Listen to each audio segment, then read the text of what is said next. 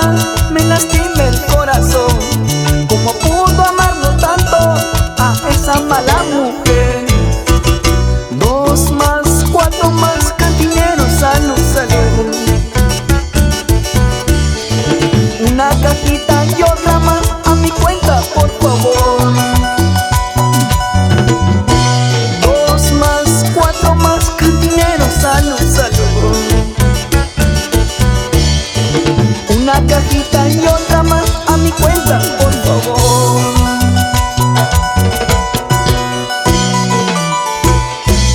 Hoy quiero brindar, hoy quiero tomar con mis amigos. ¡Salud, César! Cristian Carrasco, Ángel Espinosa y mi amigo Jan Benítez. Esta es tu inspiración. Cantinero, no se enoje por llegar a estas horas.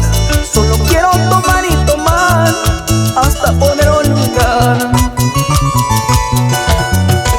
la tristeza que me embarga, me lastima el corazón.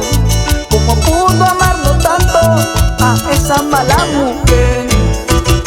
2 más, 4 más, cantineros a luz salieron.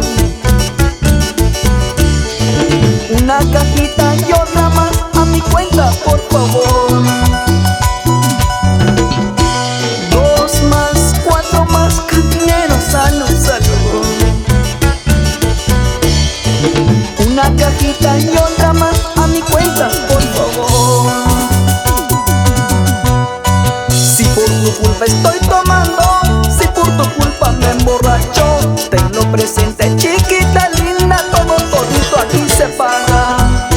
Si por tu culpa estoy tomando, si por tu culpa me emborracho, tenlo presente, chiquita linda, todo todito aquí se paga. Con cariño para la familia Cifuentes, Daniela, Michael, Diego, Crispín Cifuentes y Luz Salvador. Siempre por San Luis. ¡Ajá! Toca, toca, César Solís, tocando y cantando. Mis penas se acabarán, mi sufrimiento terminarán, y con el tiempo seré feliz al encontrar un nuevo amor.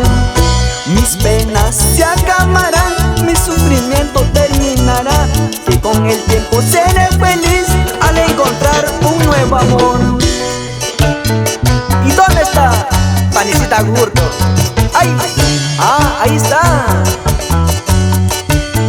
¡Que siga la jarana! Para los amigos de 3 regiones, Eric Cabrera, Manolo y Vivian Perfecto, nos vamos a Guayapampa.